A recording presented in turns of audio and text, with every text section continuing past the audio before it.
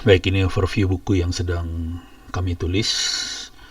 Jadi dengan teman-teman Dinas Kominfo Tangerang Selatan, kita menulis buku Pegangan Penanganan Insiden Cyber. Ini yang nulis banyak.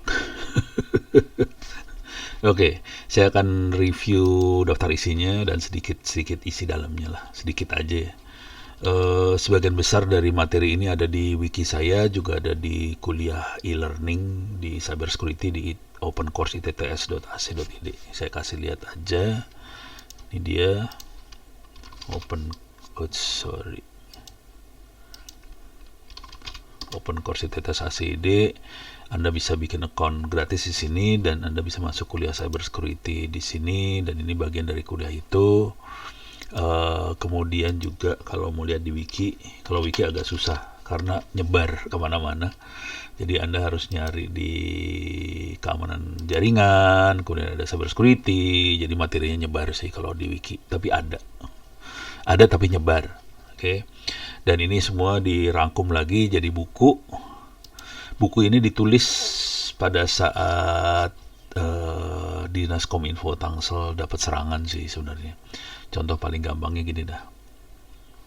Sebelum lupa juga, kita juga ada workshop nih besok Agustus, cybersecurity analyst. Lihat di C. Ini dia. Ini berbayar, cuman live class malam hari, 2 jam, hari Senin Selasa lah kira-kira kalau nggak salah, mulai tanggal 7 Agustus ya. Dan ini bersertifikat juga, kalau Anda mau ikut silahkan. Nah, ini balik lagi ke sini. Paling gampang kita bisa search Google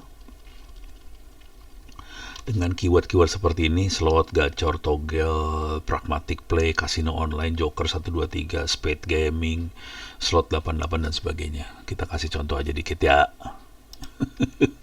slot 88. Nah, kita coba lihat situsnya yang dibawa, yang bawa apa nih? IAIN Ponorogo ACID, Pavi PC jeneponto.org. Ini situs-situsnya situs Indonesia loh, parah. Dan situs yang nggak mungkin bawa ini seperti ini kan nggak mungkin. sipikir.indramayucup.go.id, masa isinya slot, kan nggak mungkin ya. Jadi kalau udah kita masukin kayak gini, ini apa, morowalikcup.go.id, nggak mungkin ada slot sebenarnya. bandarlampungkota.go.id, ini pasti nggak mungkin ada slot. Ini palangkaraya.go.id, masa isinya slot, gacor, nggak mungkin lah. Jadi banyak situs-situs baik .go.id, .org ini dihack sama judi-judi ini. Belum lagi yang urusan data bocor ya. Yang terakhir kemarin tuh apa ya, ada imigrasi bocor lah, macam-macam lah bocor. Nah, karena ada masalah itu, dan di Tangsel juga bocor, bukan bocor sih, dihack juga, dan teman-teman berjuang. Saya perhatiin aja cara mereka bergerak, akhirnya udah gini aja dah, kita nulis buku juga sekalian. Jadi proses bocor tadi dijadiin jadi bagian dari proses buku. Akibatnya ini bukunya sebenarnya karena kita kepepet juga sih, tapi kita jadi belajar banyak dari proses itu. Ini saya reload aja, perbaiki. Jadi pertama kali di bab pertamanya, naikin ke atas lagi, bab pertamanya biar kelihatan secara umum ya, jadi saya tidak akan masuk ke detail ilmunya, saya overview aja.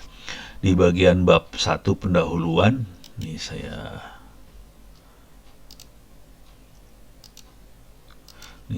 tambahin bab 1 pendahuluan. Oke. Di bab 1 pendahuluan kita akan membahas kenapa ini penting, kenapa buku ini penting, dan di sini minta maaf kita akan fokus ke sistem operasi Linux karena ini sistem operasi yang biasanya dipakai di server, terutama GoID ya. Kebanyakan server ini menggunakan Linux karena murah tapi bagus ya. Kemudian buat yang sudah dihack, kepepet kondisinya, bisa loncat ke bab cek dan act. Oke, ini ada babnya cek dan ini kalau kita lihat bab plan, do, check, act. Kemudian juga ada rujukan pusat informasi insiden cyber, ini rujukannya ke BSSN sebenarnya. Cuma di situ umum banget, kalau yang ini detail banget. Oke. Terus kalau butuh konsultan juga ada beberapa konsultan di level pemerintah ada, swasta juga ada. Oke, jadi ini yang pertama. Yang kedua adalah SDM.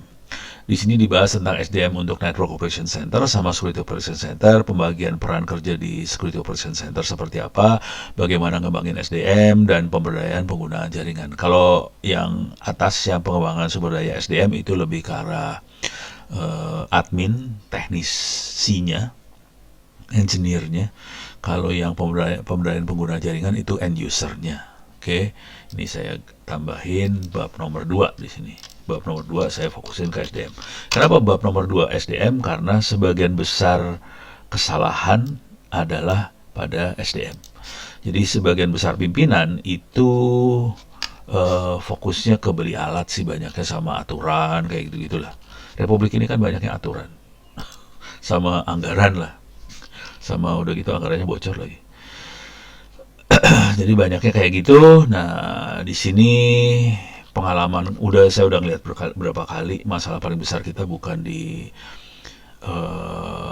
anggaran, bukan di aturan, karena itu dua biasanya kita foya-foya lah.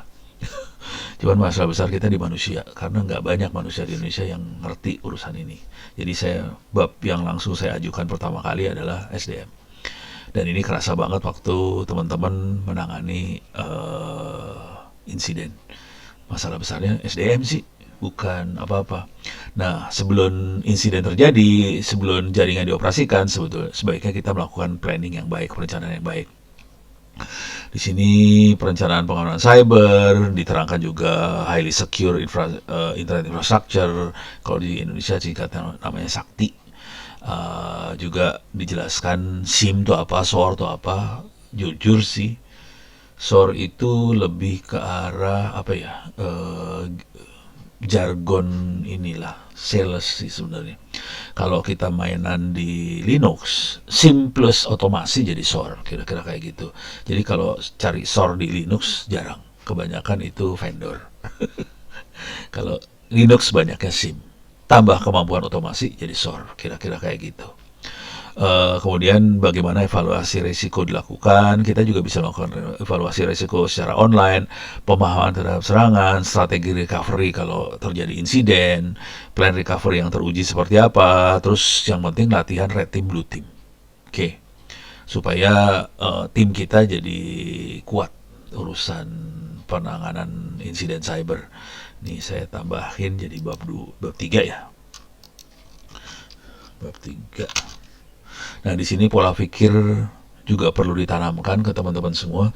Rata-rata kalau terjadi insiden adalah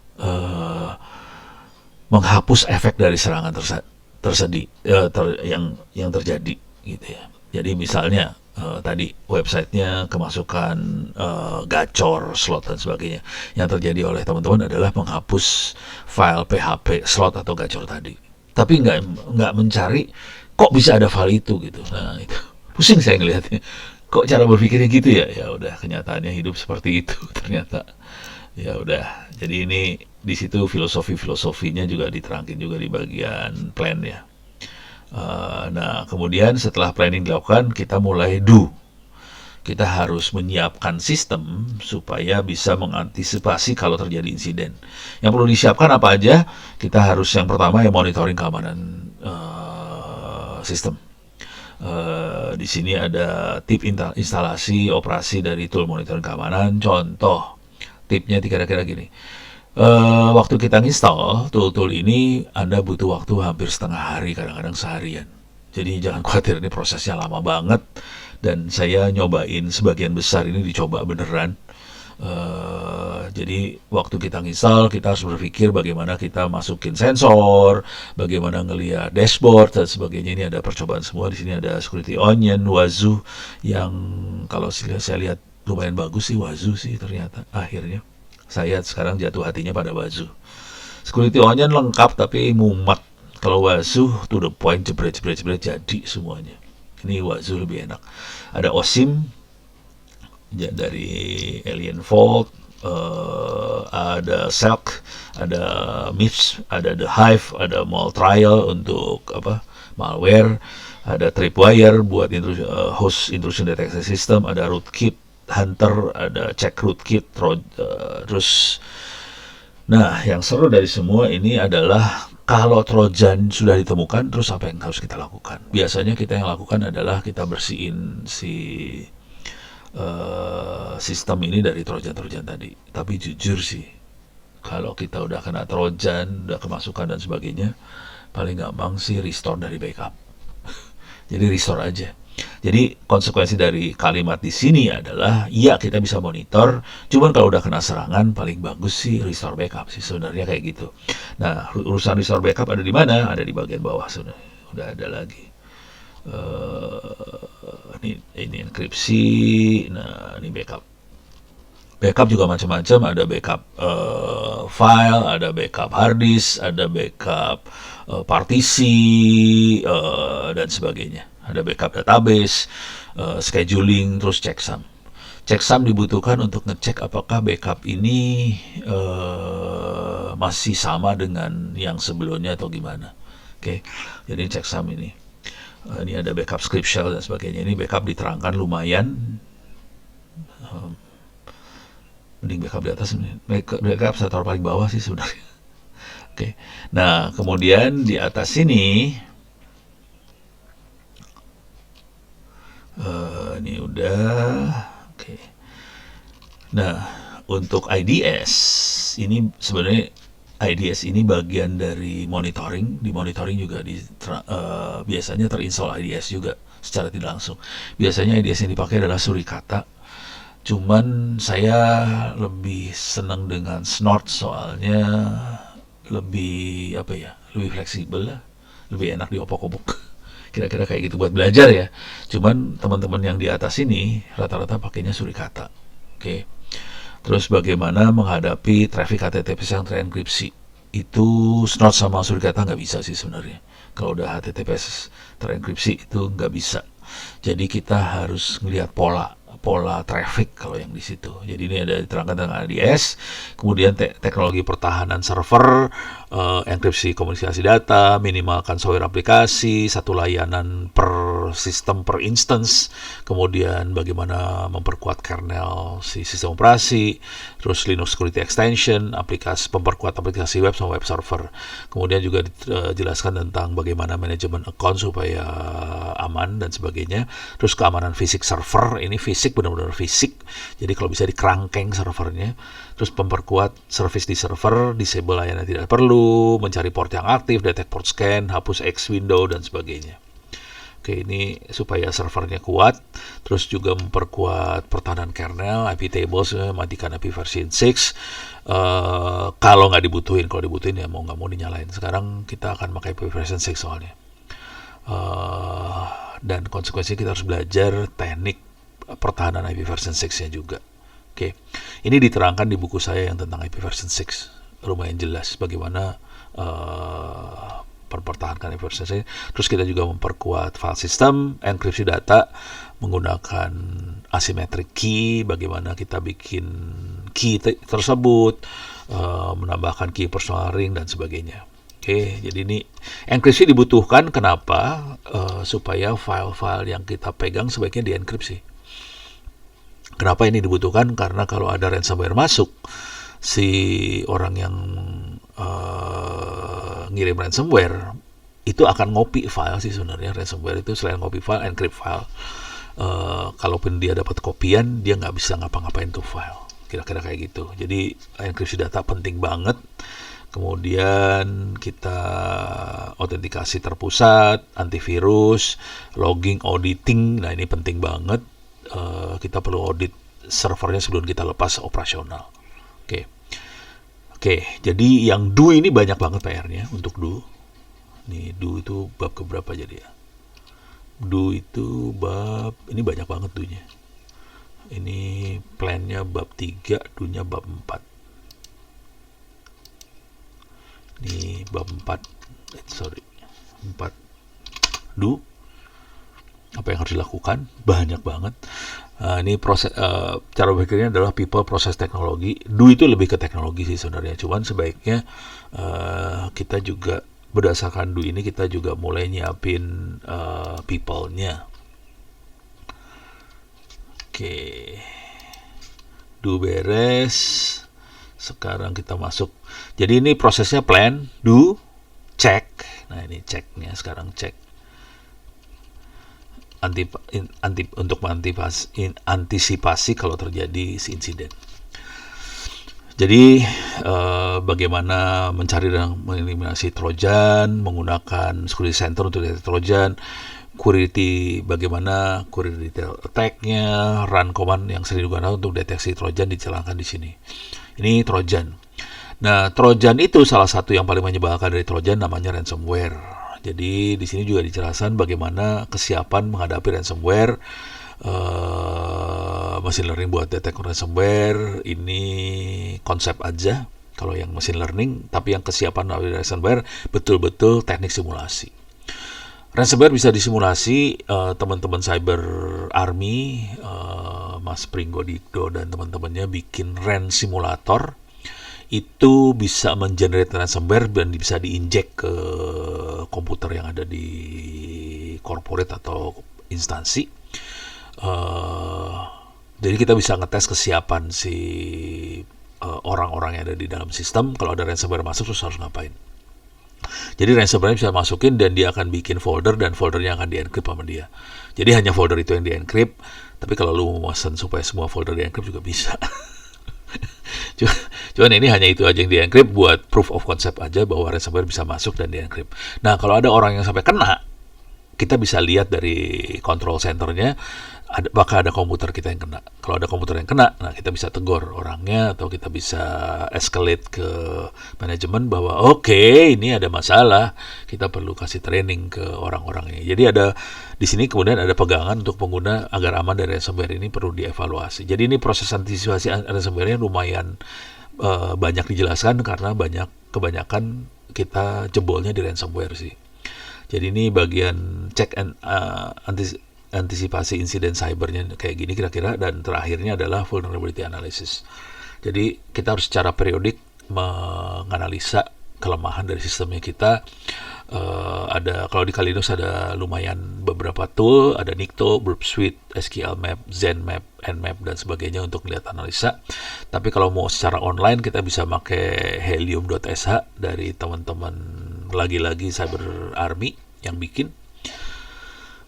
Kita bisa pakai, tapi ini berbayar ya, yang RAN simulator Cyber Army. Tapi yang Cyber Army dia ngasih yang free-nya sih untuk 1-2 kali tes sebulan lah.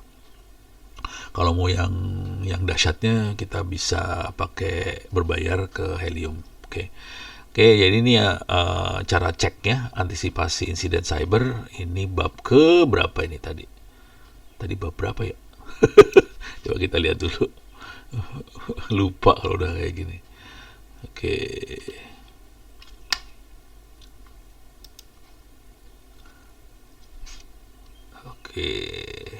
Ceknya adalah bab 4, bab 5 cek.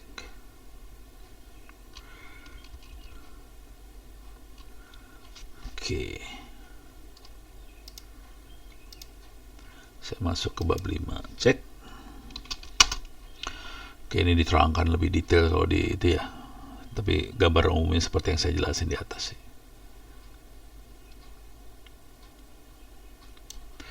Oke, ini do udah beres, plan, do. Jadi ingat ya, plan, do, check. Nah sekarang act.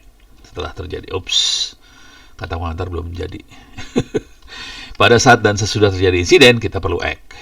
Act-nya contoh lakukan forensik, lakukan tanggap pada server yang terkena Trojan, recovery pemulihan backup, apa aja yang perlu kita lakukan pada saat diserang. Itu dijelaskan di bagian act.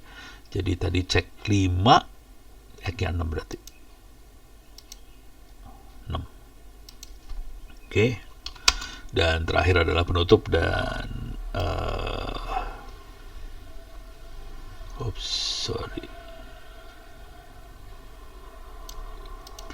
Terakhir adalah penutup dan referensi.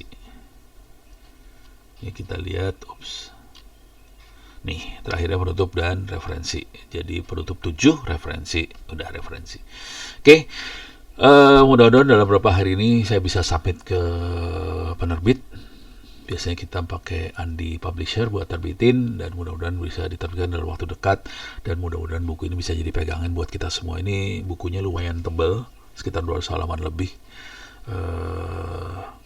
Mudah-mudahan bisa bermanfaat buat kita semua, soalnya banyak sekali laporan insiden di Republik ini sekarang. Aduh, stres dah.